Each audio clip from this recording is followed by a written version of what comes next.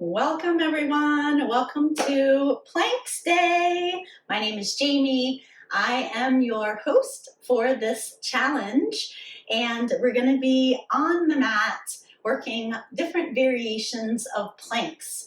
So I just wanted to give you a heads up. If you're new to my channel, welcome. If you are revisiting, welcome back. Some of the things that I like to reiterate many times through class is a proper alignment in your spine. So if you think of a good old-fashioned cat-cow, when we're in a tabletop, when we draw up our belly like a low cow belly, or a cat when we puff up our back at the top and make it dome. Each time we make that movement, our pelvis is either arching or tucking. And when we're in a plank, we want neither of those two positions. We want a tailbone down, and while we're facing the floor, it's as if our hips are tucking against our mat, but not tucking our tail between our legs, over pronouncing that tuck. So if you'd like to take any variations, even the wall sometimes is nice for planks when some people have injured shoulders or wrists, or even something going on in the neck. And so a variation of a plank may be on the wall and just walking your feet 1 or 2 steps back. When it becomes not enough intensity, taking another step back, and then finding a spot where you could just hold your body weight up against the wall. Some people even use one arm and try and intensify it for a few, maybe 30 seconds intervals. Okay. You can always do a variation of a plank from your knees, and I'll show you that now. So let's get to it, everyone. Please join me in a forearm plank. When you grab your opposite elbows, like I am now, and lay your elbows to the floor, and lay your hands directly in front of your elbows, this is how wide our plank should be. At no time should we lift our elbows and adjust them to be wider. We'll bust our chin. So let's set our frame. This is my frame. You grab your frame. Join me, please, in kneeling. We're going to extend one leg at a time and then the other leg. Okay, let's go ahead and open up our elbows, our hands rather, place them in front of our elbows, and we begin. Now, if you're staying on the knees, I'm going to show that for a moment. Please continue from your feet. If the knees are on the floor, careful you don't push your butt back, and definitely don't arch. And then also you don't want to push the shoulders ahead of those forearm elbows. So keep it, elbows stacked under shoulders. Also, we don't want to drop our head and look too low. Vice versa, we don't want to lift our head and look too high. Find a spot on the top of your mat, in between your hands roughly. Push your elbows against the floor. Pull your belly in. Those of us with open feet, distributing your weight more evenly, and then making it the most challenging is to bring your feet together. Careful, no butt up. Definitely no butt down. That's too much weight in the knees. We're almost done. We have about 6 seconds to go. Push your heels back. Lengthen your heart forward. Pull your belly in. And then slowly drop down to your knees. From your knees, go ahead and take your time to push your body up. We're going to sit down on our feet for just a moment. And if it's uncomfortable to sit on your feet, you can just go like a mermaid and kick your feet off to the side. And this is just to get a wrist stretch and then a little bit of our shoulder stretch. So you can make circles, one hand at a time. You can interlace the fingers and make circles, feeling some mobility in the wrist joints. You can take an arm and slowly give it a little pull across the front of the chest. That same arm you can bring up and over and feel some stretching in the shoulder. Do the same thing. When we work in our plank sequence, we're working a lot of our shoulders, and the deltoid is, there's 3 parts of that muscle, so it's 3-headed, and we'll work the shoulders from the sides, our lateral, and then the interior, the front, in these next moves. Okay, so come again to your forearm position. And for this one, we're going to try to, I'll show you first, extend into our plank, whether your knees are down or your open feet or your closed feet. Actually, open the feet for this one, open the knees for this one, it'll help, I think. We're going to try to take one hand off of the floor and reach and put it back down. Just a little reach, put it back down. Now dig in with those heels. Dig in with your toes. Push your heels back. Keep your belly in, one hand at a time. One hand at a time. Thinking about your elbows under your shoulders, your belly in, Last 5, 4, 3, reach in front, 2, last one, and then slowly again come to the knees. We'll take another break. Gotta take breaks in the plank. All right, if there's a shoulder stretch that worked for you and that first one that worked, I wanna show you another one, thread the needle. A lovely stretch to open the shoulder. You can send it up first and then send it through the space between your hand and knee, bringing your ear temple to the floor. Your hips stay high and the weight of your body is adding a little bit of stretch to the shoulder. You could also wrap and bind that opposite arm and get a little deeper twist in the spine if you like. What we do to one side, it's important that we do to the other side. So if you're threading the needle, take this time to thread the other needle. Send your other arm through, the little weight on that shoulder from your upper body. You can bind that other arm if you did it on the other side. Add a little additional twist.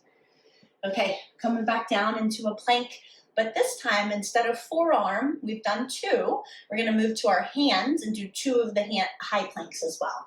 And starting in a tabletop, we'll extend our legs one at a time like we did our forearm plank. We're gonna step to bear.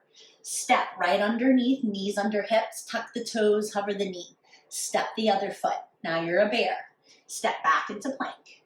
Okay, we're gonna work through 30 seconds of these. I want you to keep your gaze on one selected spot. When your gaze is on one selected spot, also focus on how you can make effort on keeping your heels of your palms down. Without the heels of your palms lifting, we want to keep our wrists straight. Okay, keep that back nice and puffed up. Keep that belly drawn in. We're almost there, about 8 seconds. Step to bear, step to plank. It's a really hard one, stay with it.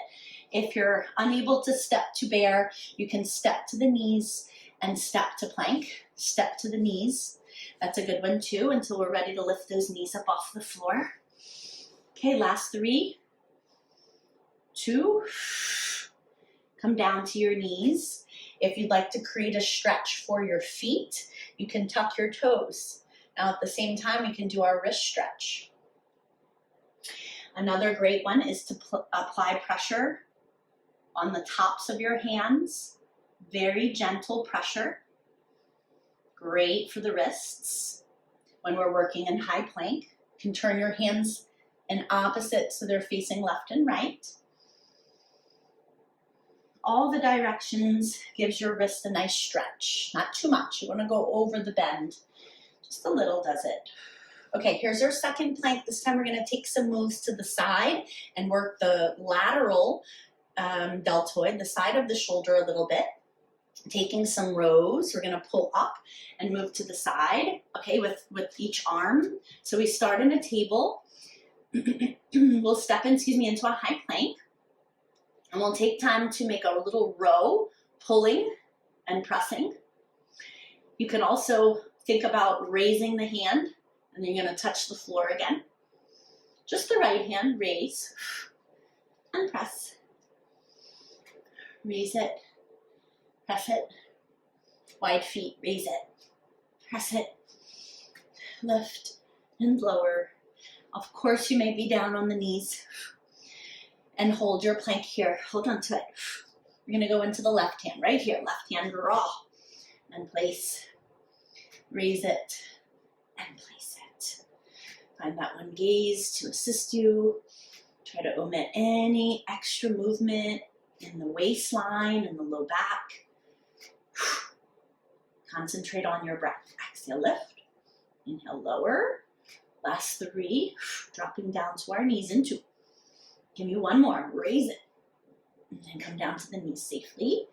Okay, you can tuck the toes. Again, do another stretch that you like. If the floor worked great for you, I love the floor. It's a really good one to stretch the wrists. You have to be gentle.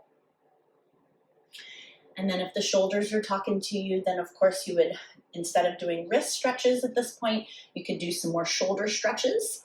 All right, we're going back into some more planks. This time we're going to create a little bit more cardiovascular exercise and challenge for our heart. So from a tabletop position, we'll extend one leg at a time. When we go into our plank, remember we don't want to arch the back. We want to keep our tailbone directing down, belly in. We're going to take some steps. Right foot, right hand, as best as you can. Then you're going to take a step back, high plank, left foot, left hand. You're going to take that step back. Now to throw a challenge at you, or more of a challenge, option to add a push-up. Look forward, use the help of your foot, and create a little push. Step back. These are my favorite push-ups because you have the assistance of your foot, but you get a little stretch in the hips, which is great. Exhale. Little bend to those elbows. Otherwise, just step and plank. If you'd like to come to the knees, your foot is stepping and kneeling. Stepping and kneeling. All right, so we have variations for everyone, all the way up to the most challenging level, adding a push-up to your high plank. Okay, give me 3 more. Even it out. 2. Last one. All right, come to your knees. And then here's a new stretch. You can do your wrists, of course, right? If the wrists are talking to you, mine are as well. You can do another wrist stretch. I want to show you a pinned under shoulder to add to your toolbox of stretches, laying on your belly, and bend a knee. And try to lift the knee off the floor, which takes some muscle strength, and then try to spiral that foot. When it touches or gets close to the floor, there's weight now on the under shoulder. It feels so good. Secondary, there's a nice stretch happening in the left hip. Breathe. All right, take your time. If you're pinning under a shoulder with a scorpion tail, be sure to do that other side. Listening back. Couple of deep breaths. Okay, we've got 2 more to go. 2 more, and we're going to make this happen from our forearms and going up into hands. Okay, so we started with 2 forearms, we did 2 high planks, and we're going to climb this plank. All right, here we go. From our forearms, grab your frame. Lay your hands in front of your elbows, forearms. Ready to extend both legs out. Hips and pelvis off the mat. Heels back, belly in, chin off chest. Let's climb. Right hand, left hand, left hand, right hand.